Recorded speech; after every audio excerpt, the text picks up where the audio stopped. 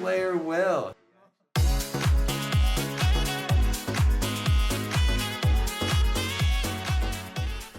Welcome back, Visions fans. Ready Player Will here. This is the Kadaj character review. Brand new character being added to Global this week. With a preliminary character review, pretty standard things here. The character overview, we'll go through the stat analysis of the unit. We'll look at the report card where I grade those stats in the context of his kit. We'll do a quick new player snapshot for those of you that are on the fence, but as a new player trying to see if he's worth your investment. Some general thoughts to round things out. We'll go through the entire job top to bottom with the passives, counters, the abilities, and auto priority. The TMR review, some job-based vision card eligibility, some general optimization pieces, some sample builds, and then the Truststones to wrap things up. And so kicking things off here, brand new water unit added to the game. Twin Blades of Madness is the unique main job they've given him, with Strider and Hunter as the subjobs. He does equip katanas and equips cloths, hats, and accessory as a move 3, jump 1, 90 cost unit. I do recommend the 50 faith level for him. I don't think you need to go any higher than that. His max range on the main job is 5 squares away. He's got 1 AoE and 3 unit scaling abilities. From a resistance standpoint, 15% to both slash and magic as the strongest, 10% to both missile and strike, and the negative 15% to pierce. It's been a while since we've seen a strong negative double-digit weakness like that. I'm not terribly concerned, but that's unique to go that negative on some of these newer characters. Now, the ailment resistances, again, not terribly afraid of these because I don't think his faith is putting him at any risk of them, but 50% to stop, 50% to confusion, 10% to immobilize. Honestly, I love all three of these. I think all three of these are very strong. Stop is obviously great for Summer Glassy, that we've seen a big uptick in. Confusion is great against Aldoa, who's the other tank we've seen the uptick in. And then immobilize is technically on the A2 limit break, which we've seen pretty abundantly here. So I think overall some good ones there. The mastery ability, they gave him a little extra bulk with some extra 10% HP, 20% crit evasion, which certainly will be noteworthy. We'll come back to that. And 20% permanent reaction block rate. The dream ability, they went with 15 defense and 15 unit resistance to help bulk him up a little bit. Now we get into the stat overview here. Base HP, ironically, kind of pedestrian. He's at the median of base HP, despite all these 4th anniversary units like coming out with these giant tank health pools from a base HP and total HP perspective. Kadaj is not one of those units where his base HP is not a strong point of his.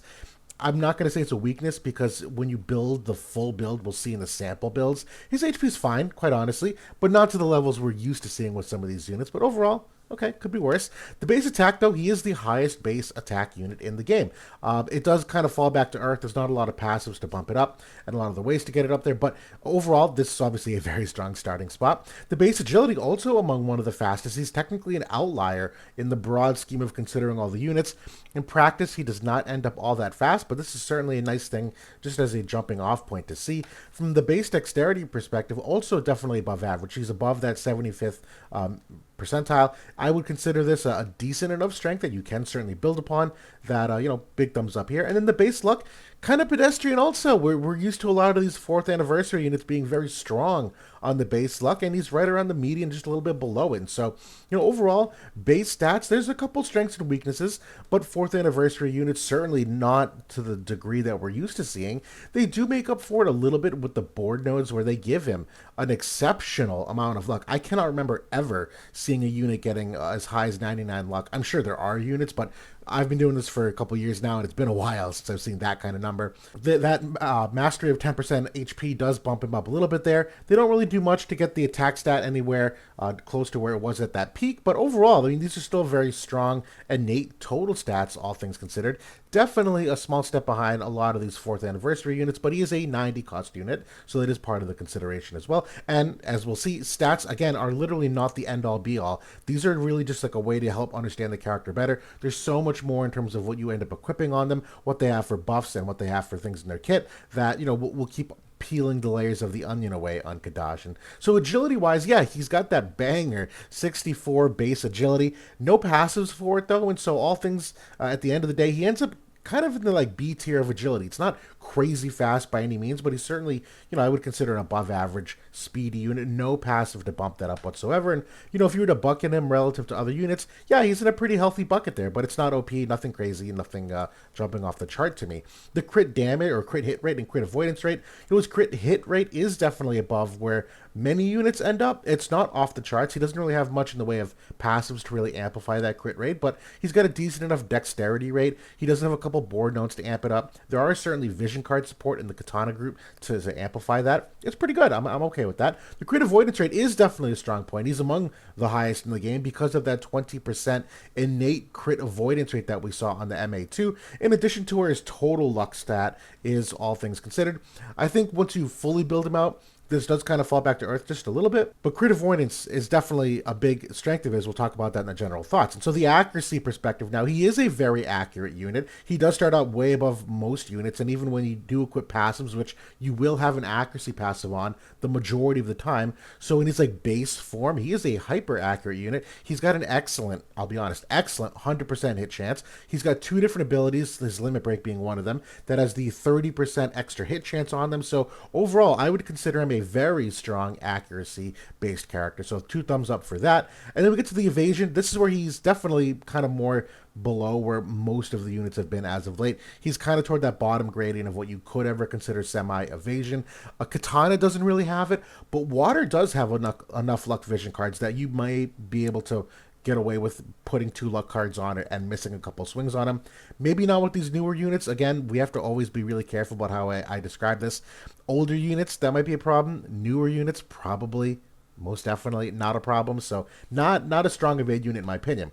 Now we get to the report card here. Effective HP, I'm going with an A. It's honestly not the worst. That base HP is not stellar, but the 15 defense, the 15 unit res, those resistances overall, it's really the Pierce one bringing him down. But overall effective HP, like strictly numbers speaking, it's actually kind of similar to Ashen King Mont. Now, he doesn't end there. There's obviously way more to it, including the survivability metrics, which I think he's woefully bad at. I'm giving him a D here. The big one for me that I think is the best is the 15% damage reduction that he can apply to enemies, that whenever they hit, it's less damage. That's probably the best.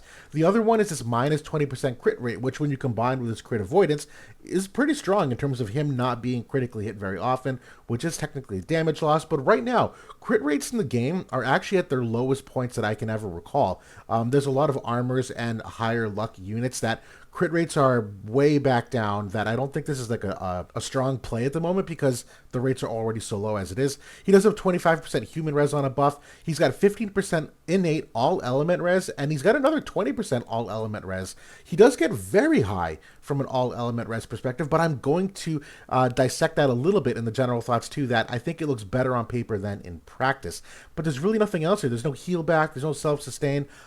He is quick ninja edit. He is re-raise capable, but he's got no way to protect that re-raise innately. You would really have to rely on Dario as like a Katana tank to maybe seal the enemy re-raise capability, which is possible, but it's not innate to Kadaj himself. But yeah, in terms of like not having any kind of barriers or counter abilities that reduce damage, overall, I think his survivability, particularly compared to where the bar is right now, is kind of bad, and we'll talk about that more. The damage, though, I'm going with a B minus. I'm sleeping on this a little bit, but I have not been wowed by his total attack stat. He does have some good mods. The slash pen is certainly in a serviceable spot. It's not OP. The defense pen is average. Nothing wrong with that. He does have a 80% defense crush, which is okay, but I don't think as oppressive as some of the other crushes. He does have a physical barrier break on his select too.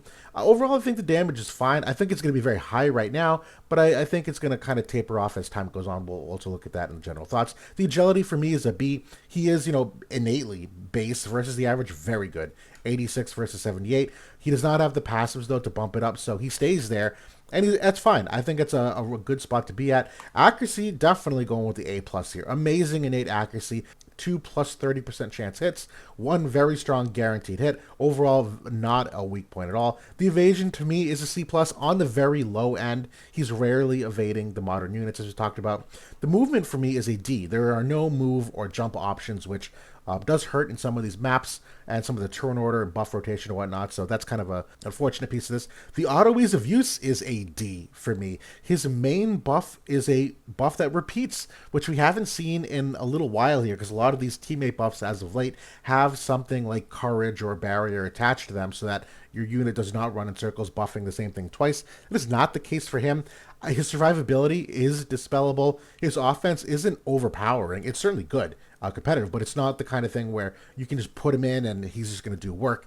You have to really think hard about making this unit shine. So I think it's difficult for the average player. Maybe not getting the return on investment. The game disruption for me is a C. He's a low priority Advent Children unit here. He doesn't really solve a need, in my opinion. Like I don't see a place where Kadaj is here and I go, oh, he's what we were missing. What's what we need him for? The meta is where it is. We're getting some counterplay things with Sephiroth and other units. Kadaj isn't really in that equation. He's very good because he's new, but game disruption I don't think is really there. The passives to me are a B. They're good, but you're really locked into two of them and you can't really jump off either of those, so that's kind of a sad thing to see. The counter ability is an A. You know, physical reflex, although it's only 15% proc rate, we've seen time and time again how amazing reflex still can be in winning or losing a fight. He does have a pretty fun water imperil encounter, which I do like. We'll talk about that more, but I think counter abilities are okay.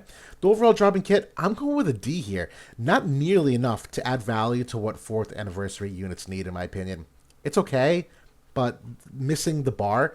And the final grade for me is a C+. You know, he's going to look really good because of the power creep right now, but I'm just telling you guys, watch this in like 2 months. He's going to plummet in the long term because of value, need, meta versatility. There's so much here that I have problems with in terms of buff rotation, in terms of survivability metrics, in terms of the lack of movement or jump or agility passives to tweak things. The utility is okay, but subpar for me. And so the new player thoughts, the pull verdict is most definitely a thumbs down for me. The water permanent pull units are great because they're carried by Joom and Eld. I think those are two super solid units to build around. The vision cards are also exceptional. I think water is a healthy pull for many newer players, but I don't think Kadaj is part of that equation. And from the katana perspective, there's no katana units in the permanent pool that I would say, yeah, when you have a new account or your new player, focus on these units. I think all the katana units are very much quickly fading out. The vision card support is good enough, but I don't think this is a good investment for a beginner in terms of which vision cards you should be hunting. Obviously, the Dark Espers are the primary motivators there, and obviously some of the other more general classes are. So overall, those things don't sit well with me. I think Kadaj will look very good for the next couple of weeks in the short term, but not a good long-term investment for your Vizier as a new player where you have to be kind of picky to make sure that you set yourself up for longer-term success without running out of Viz or having to skip stuff you don't want to skip.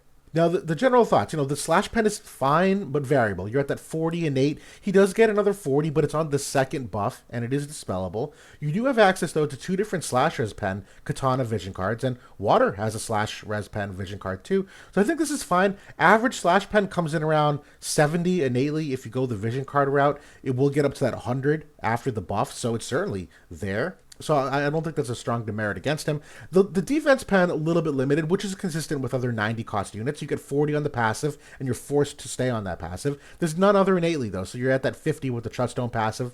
That's okay, but that's very pedestrian at this point. The very high defense level for himself, though, and I'm kind of confused on the angle. Not that.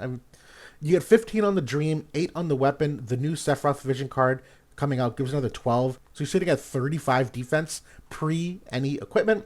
I think this really only goes well with Summer Glaciella, who can reduce enemy defense pen, which then makes this disproportionately way stronger as a survivability tool. But defense is so easily penetrated by so many of these other units as of late that this seems like a very odd angle of survivability to take for him. It's genuinely not awful, but it seems out of place where more of the modern units are. And the all element res for me is semi-misleading because I think a lot of people look at the numbers and they go, oh my god, you can get up to 50 element res and 70% all element res and It looks great on paper, but it's very similar to Lucio the Luminous.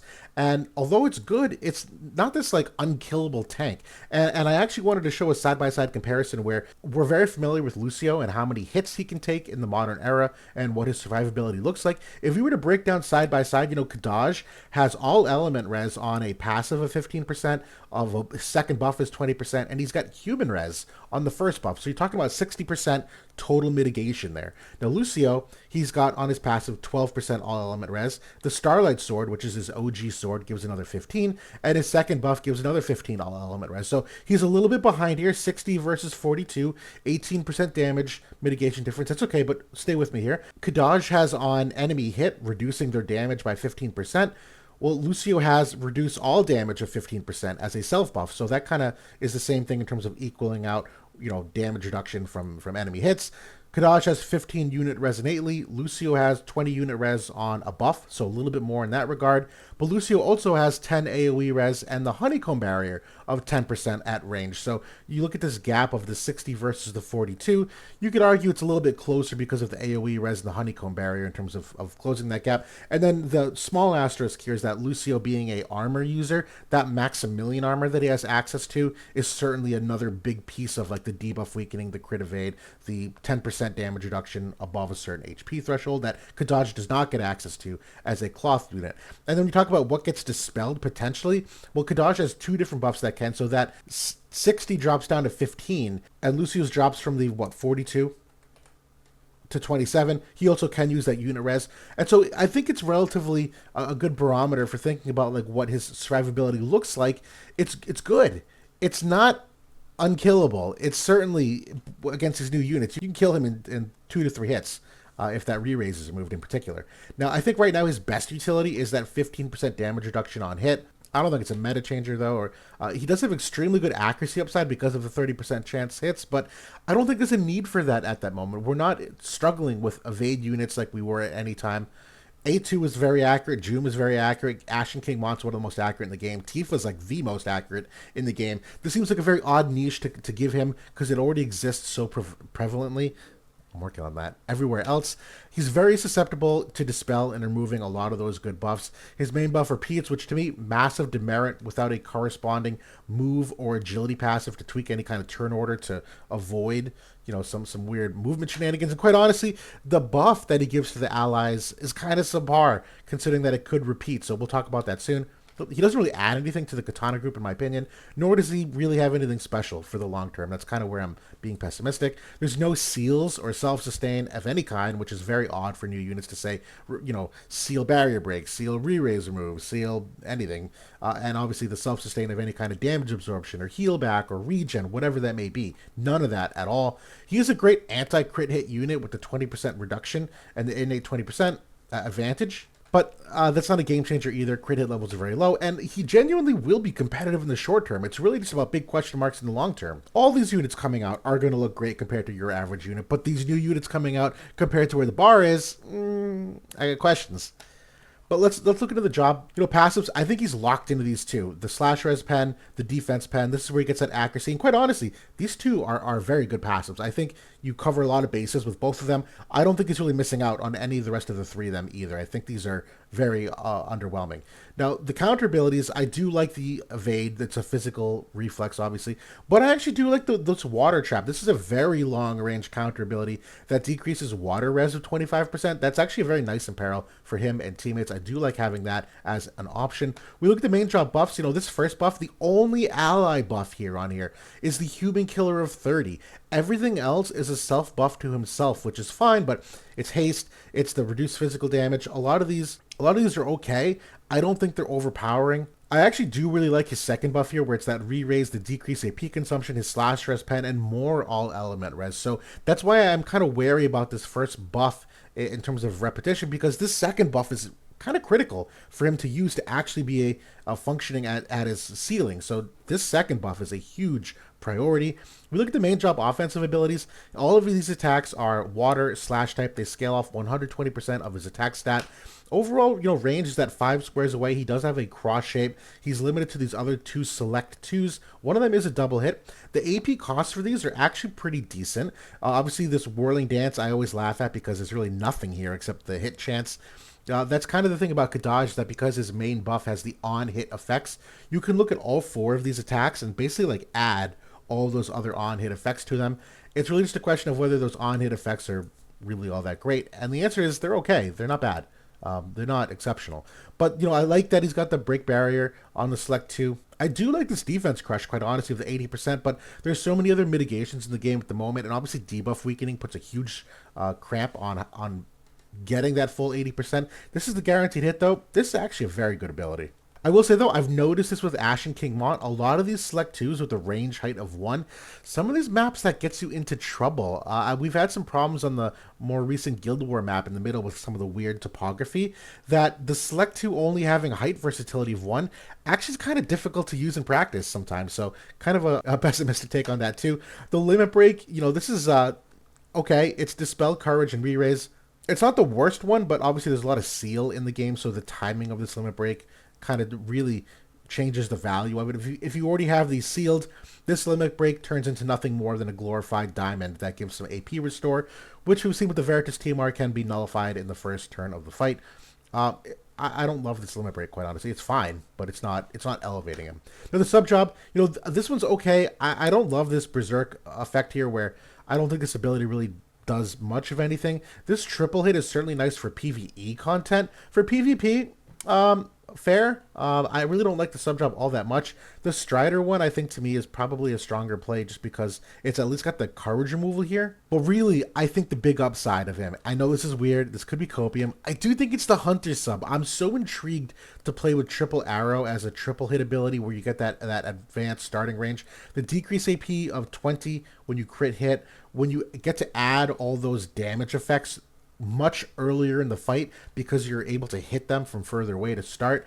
I think there's something very interesting here. I know the devs had talked about Shadow Lynx, the water archer, having some interesting overlap with him.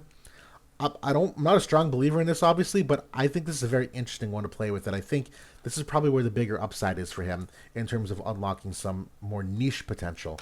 Now, the Team R review, I think this is an overall decent one, but it's just, unfortunately, very niche. Again, it's a buff that does repeat. I like that it covers a lot of different stats. I think that's a strong point. I do think that the combination of attack down 30% and the human killer down 20, and particularly for Kadaj, this is where I'm really thinking of the angle. You combine these two things with the 15% damage reduction, the 20% critical hit rate reduction. I think the combination of all 4 of those things does make a pretty sizable dent in enemy damage. Outside of that, though, I don't see a huge upside for it. This, to me, takes a lot of theory crafting to make work. So I like it because of the stats. I like it because I think you can get some decent upside of the 2 effects here for mitigating enemy damage. But there's a lot of math that goes into this. I don't think it's good for your average player. Now, for the job-based vision cards, this Katana is actually a very strong job vision card group. Spear, Staff Black Mage, and Mace immediately come to mind as the strongest synergies, but Staff Devout has gotten some extra love as of late, that there's certainly some overlap there. Sword Red Mage has a bunch of cards in common. I don't think it's amazing, but I think those 2 classes are good enough together that when you combine all these cards, there are a couple here that really unlock some really good upsides. But yeah, I have nothing but good things to say about Katana for the job-based group. I think the only downside theoretically is that, Staff Black Mage and Staff Devout have kind of fallen out of meta at the moment, so those are 2 plays that are a little more difficult. Mace certainly has fallen out. And so when you talk about overlapping classes, Spear looks like the strongest at the moment. But, we don't look at vision cards in the short term. We also look at them more in the long term. I think this is still a good spot for them. Now, for the unique equipment, his weapon, get 8 defense, 20 AP, 25 elemental chain res. That 20 initial AP is actually very, very good. I think Kadaj is above average in terms of AP management. I do think that's a good thing for him. I like that they have the extra accuracy on here for this build. I think you could use this and cover a lot of bases rather than using the Alex ring. I think the cell phone is actually one of the best things for him, too. The 10 unit res, that acquired AP, the 10% physical damage increase, that extra different kind of chain resistance, so you get both of them together. Again, we don't love chain res as a mechanic, but when it starts adding up like this from different kinds, every little bit kind of ends up helping. In terms of the general optimization, I think Heaven's Cloud's the only other katana I would consider. I think it's kind of mundane for the other equipments too. The survival vest is fine, but I think the cell phone's better. The Alex ring is probably overkill, quite honestly, for what Kadaj needs, but also not the worst. The Espers, I think all of these, typical DPS Espers are fine. The TMRs, I'm not touching TMRs on him because his buffs are so tricky to use innately that I think just go for an agility TMR and work with that. When we get to the two sample builds, I did one here with Mono Katana using Sephiroth and the Future Vision card just to see like the JP stat view of it. I do have a Mono Water one here too. I'll be honest, I don't love this Mono Katana team. I just don't think it really does much for the current meta. I'm not saying it's a bad team. I just don't think it really answers a need. He's coming in at under 11,000 HP here. 60 defense is certainly nice. 1561 for attack is certainly a little bit lower than some of the other stats that we've seen on units. 119 agility is fine. The resistance is, 49 unit res and 25 AoE res. Certainly a good enough starting spot. It's really the all element res where this should really stand out to most people that, yeah, you are starting off at some very strong double digits, but again, using the new Lucio as the barometer, it's not like you're this impenetrable wall anymore. Obviously, you have June the Celestial, who's got the minus 20% element res on her limit break as well, which counteracts some of that. It's good. I think this is probably one of the strongest things to focus on here. The modifiers, the human killer in this build because of the vision card support is out of this world. Overall mods, pretty decent spot. 50 defense pen, 67 slash res pen. I think this is an okay build. His EHP, despite the fact that he's got a lower amount of HP here, this EHP number does not take into account any of these elemental res. It's just not part of the equation. And so this is actually much higher than what this number is indicating. So I do think he is in a very good starting spot. It's really what does he bring from the buffs and utility. I don't think it's enough.